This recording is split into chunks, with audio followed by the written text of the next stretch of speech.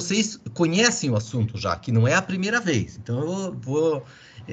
algumas propriedades, alguns conceitos, eu vou passar meio rápido, alguns eu nem vou dar e tal, mas eu vou explorar aqui aquilo que eu vou precisar para as coisas que eu quero discutir na disciplina. Então, as principais coisas que eu quero discutir precisam de algumas coisas, são essas que eu vou focar.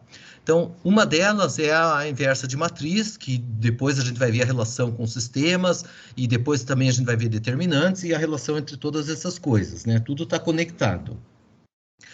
Bem, e aqui eu representei, né, de forma geral, uma linha de uma matriz A, uma coluna de uma matriz B, e o que seria o elemento da matriz produto AB, tá? Eu não desenhei, não escrevi aqui todos os elementos por questão de espaço, senão não cabia aqui, e também porque não precisa, porque a essência que eu quero discutir aqui é o seguinte: como que eu faço um produto de duas matrizes?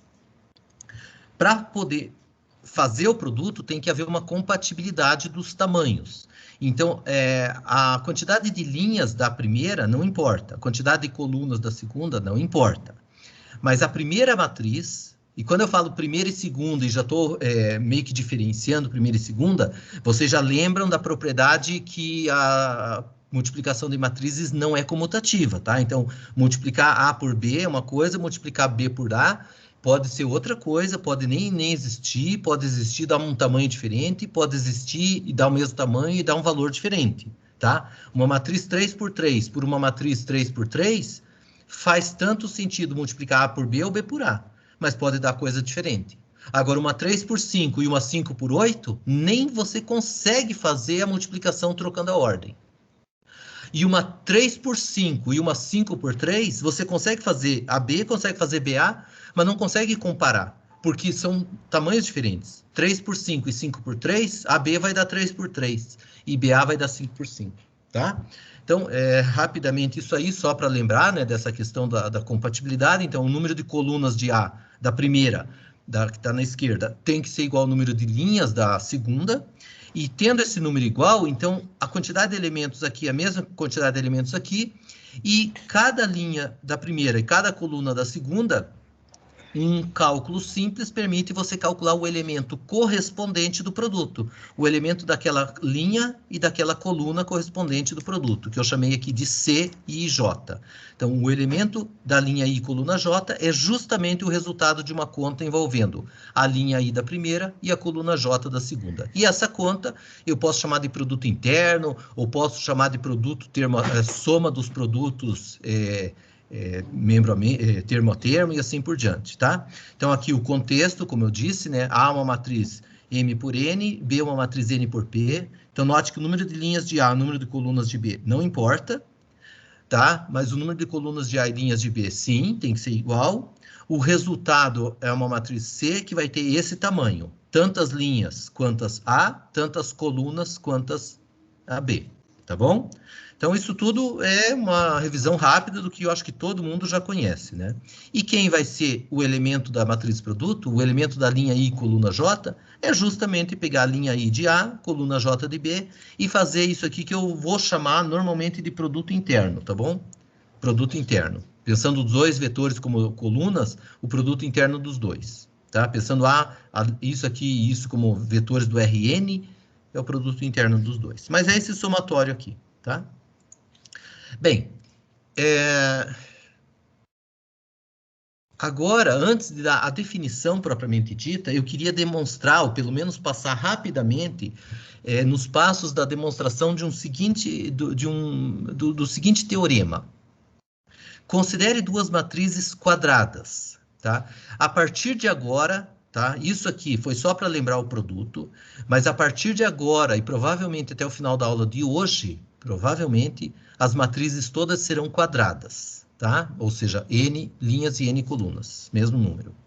Considere duas matrizes quadradas, A e B, e suponha que você fez a conta e A vezes B deu a matriz identidade. Ó, pessoal, como eu disse, eu não vou dar todas as definições do zero como se a gente tivesse aqui no 7º ano do ensino fundamental, tá bom?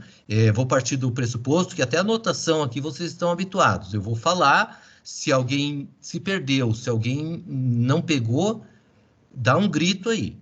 Esse I aqui é o I de identidade. E o que é a matriz de identidade? Não está escrito no slide, tá? Vamos só relembrar rapidamente.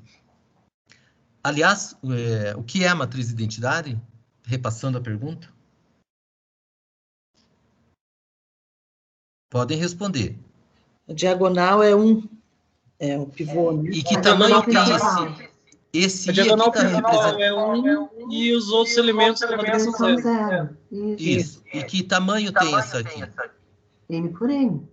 N por N. Tá? Então, veja, N por N, alguns livros indicam com um índice N aqui embaixo. Eu não fiz isso para simplificar a notação, para a gente trabalhar com mais a essência, tá? Mas esse I aqui, obviamente, que depende do contexto. N por N, então esse I é uma identidade N por N. 1 na diagonal, 0 no resto. O teorema é o seguinte, esse teorema não é uma coisa simples de álgebra linear. Por exemplo, normalmente eu não faço isso aqui numa turma de graduação. Mas aqui, para o mestrado, eu resolvi discutir, porque quando eu estava preparando essa aula aqui para vocês, surgiu essa dúvida para mim e eu quis colocar aqui, porque é um ponto um pouquinho sutil. Suponha que você fez o produto de duas matrizes e deu a identidade. Nesse caso muito particular, eu consigo garantir que dá para trocar de ordem, dá para permutar. B vezes A, também dá para fazer a conta, também dá N por N e dá o mesmo valor que BA, a identidade. Tá? Então, esse teorema aqui, ele é um teorema que não é tão sutil, tá? A gente vai ver aqui rapidamente os passos da demonstração, depois vocês com o tempo podem destrinchar e entender cada coisa que não ficou claro, mas é uma coisa que eu acho que vale a pena discutir. Então é o seguinte, vamos considerar o sistema Bx igual a zero.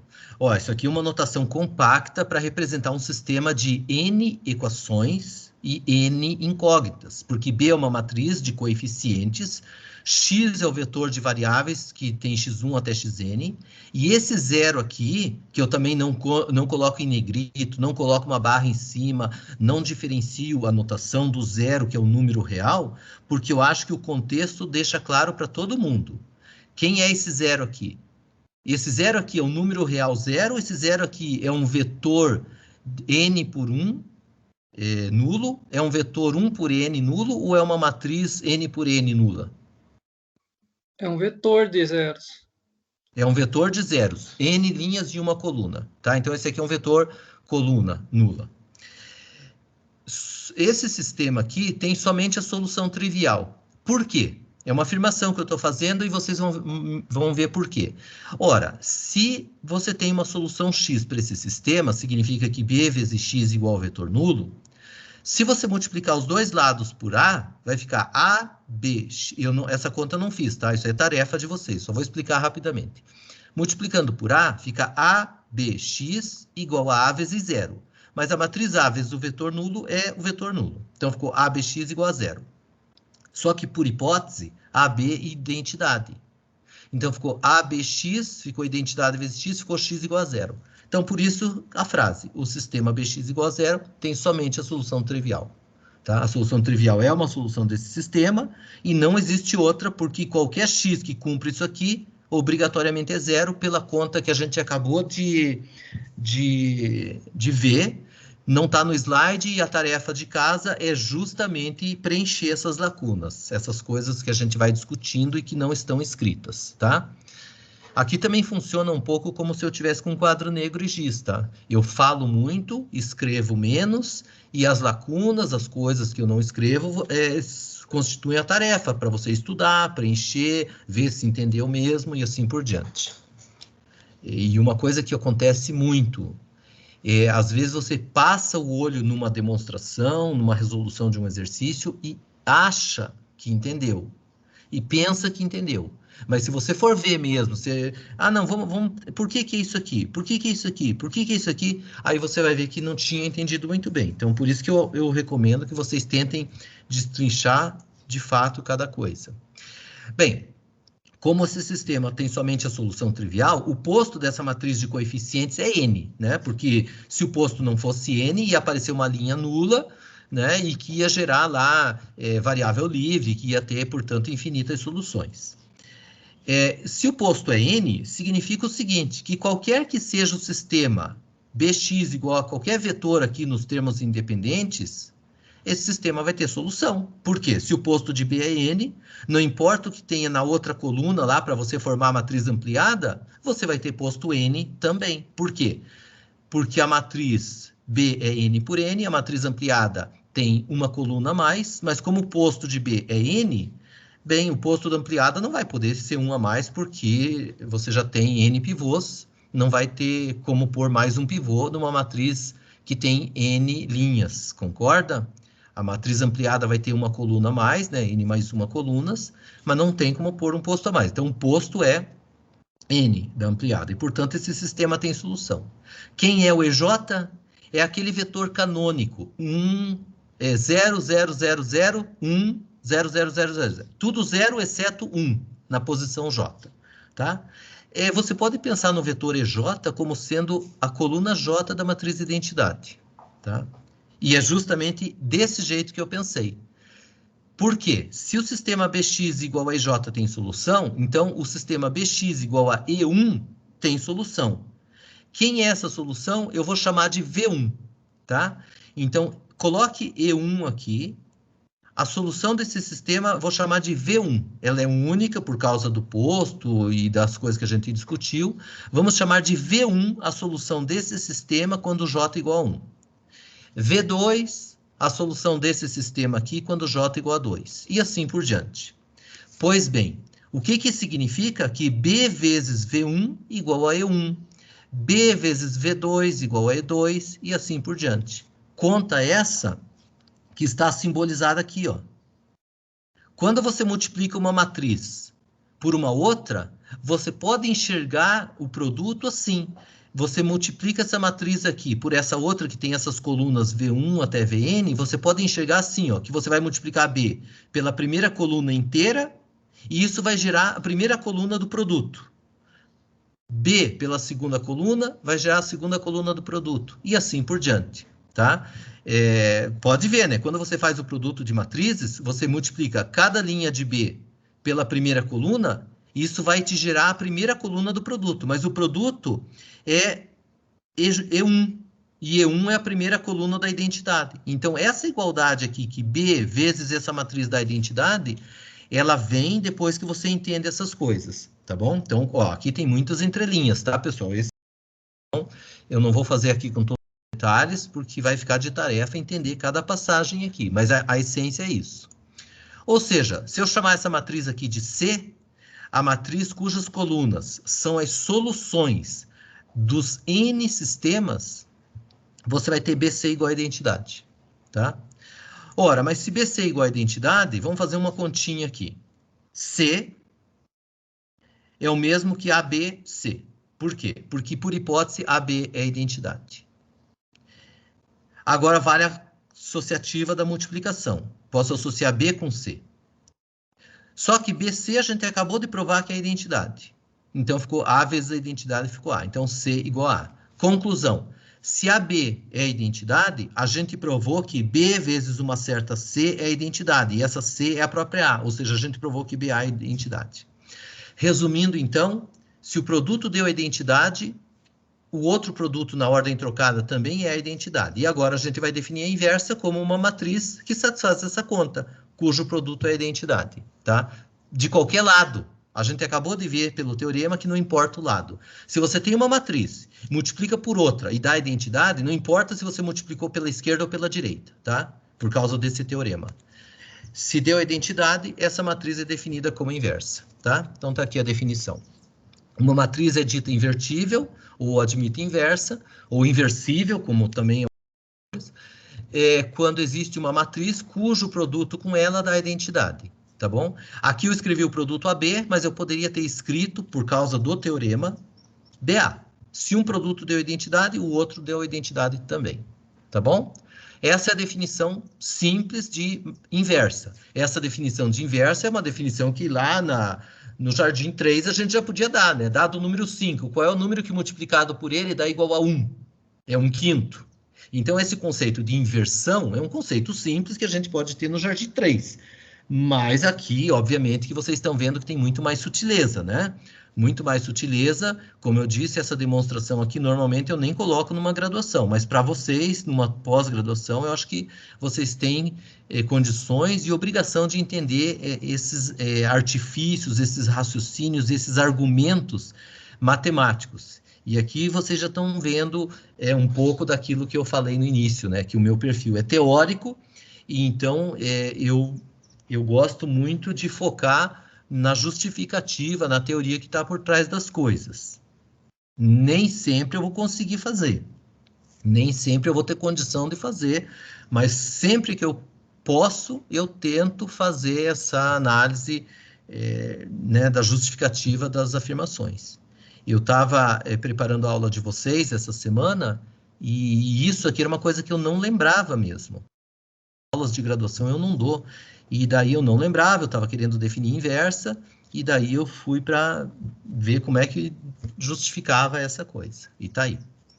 Depois vocês entendem aí melhor os detalhes por trás daquela demonstração, principalmente isso aqui, ó. Principalmente que B vezes essa matriz igual a identidade, por conta dos N sistemas que você resolveu aqui para cada EJ vetor canônico. Tá bom? Então, vamos ver um exemplozinho bem simples. Eu quero achar, não sei, né? A questão vai ser, será que toda matriz tem uma inversa? Então, por exemplo, a matriz 2, 1, 1, 3, será que tem uma inversa? A inversa é uma matriz que cumpre o produto identidade. A gente nem discutiu ainda essa questão de se é a inversa ou se é uma inversa. Essa questão da unicidade a gente não discutiu, mas logo a gente vai ver que a inversa, quando existe, é única, não tem duas. Ou seja, se você preencher isso aqui, só vai ser de um jeito. E o argumento para provar que é única passa por uma conta parecida com essa aqui, tá? Então, eu posso falar a ao invés de uma. Então, a pergunta é, existe uma matriz que preenche aqui? Essa matriz tem a inversa? Se tiver a inversa, vai ter uma única matriz que preenche essas interrogações. Uma matriz 2 por 2. Então, essa é a pergunta, esse é o exercício, ou o exemplo. Será que a matriz 2, 1, 1, 3 tem inversa? Alguém que multiplicada por ela dá a identidade? Aqui eu pus do lado direito, mas a gente poderia pôr do lado esquerdo se fosse conveniente. Tá? Colocando essa pergunta em termos um pouquinho mais matemáticos, né, transformando cada interrogação dessa numa incógnita, numa variável, a pergunta é, você consegue achar aí x, y, z e w? Por que eu não chamei de x1, x2, x3, x4? Ah, porque eu não quis, tá? Aqui nesse exemplo foi porque eu não quis, só por isso, tá? Você consegue achar incógnitas, valores para essas incógnitas, x, y, z e w, de modo que esse produto dê a identidade? Bem, essa é a pergunta, né? Então, essa é a pergunta. Será que você resolveria isso, ou tentaria resolver isso, por um sistema de 4 variáveis, né? Que são x, y, z e w? Né? Por exemplo, aqui, ó, multiplica a primeira linha pela primeira coluna, 2x mais z, e iguala com esse 1 aqui. Multiplica a primeira linha com a segunda coluna, 2y mais w, iguala com esse 0. Tá aqui, ó, 2y mais w, iguala com 0. Multiplica a segunda linha, Será que é esse sistema de 4 variáveis que você monta que vai te dar a inversa aqui? Pode ser, sim. Realmente você pode resolver esse sistema e achar a inversa dessa matriz, tá? Mas não vai ser por ele. Pode ser por ele, mas não vai ser por ele que eu vou discutir, tá? O que eu quero, ao invés de resolver o sistema e achar a inversa dessa matriz por enxergando 4 variáveis num único sistema, como está aqui, ó, e eu vou resolver 2 sistemas em 2 variáveis. Ah, mas não dá na mesma? Pode até dar, mas a gente vai ver que não. A gente vai ver que é mais conveniente olhar como 2 sistemas em 2 variáveis. Um sistema em 2 variáveis vai tratar de achar essa coluna aqui.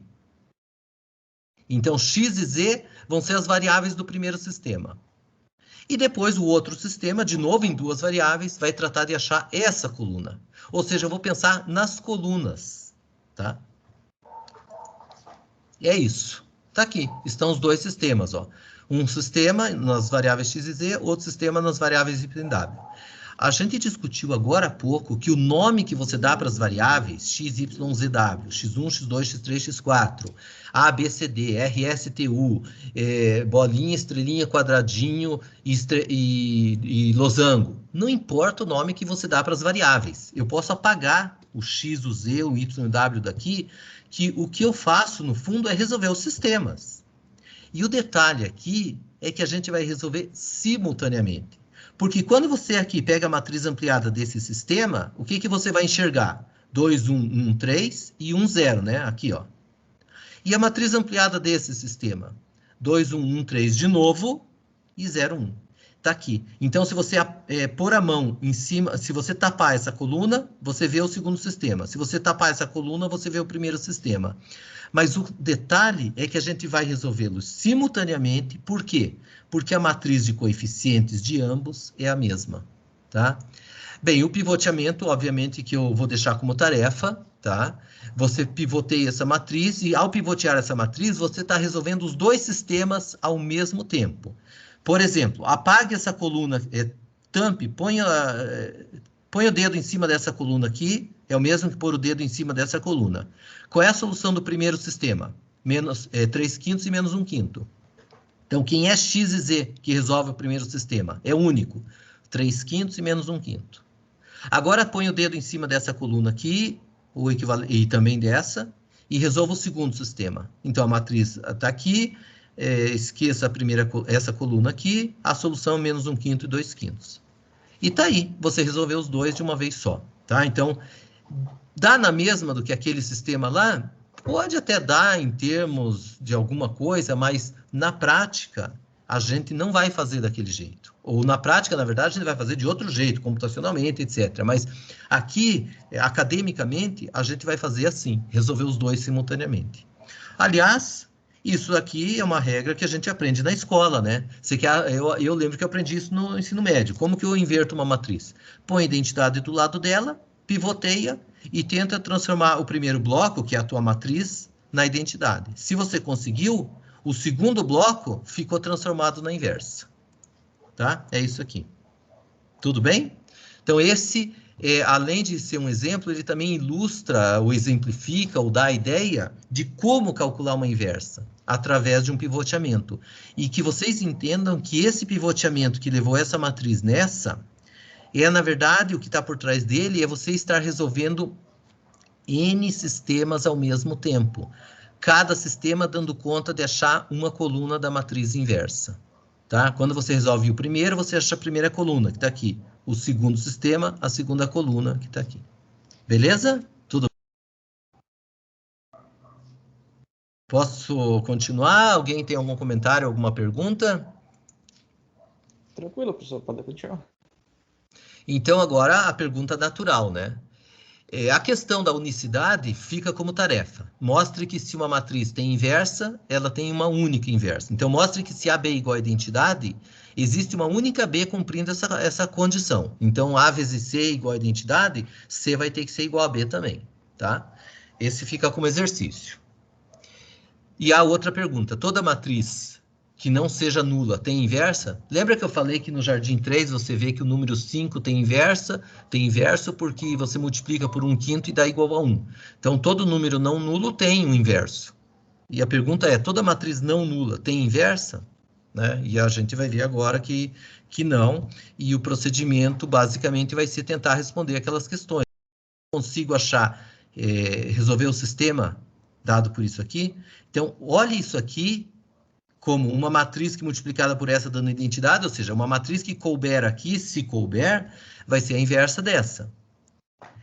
Mas olha isso aqui como dois sistemas simultaneamente. E a matriz ampliada desses dois sistemas sendo resolvidos simultaneamente é justamente por esse vetor aqui e esse aqui junto, tá?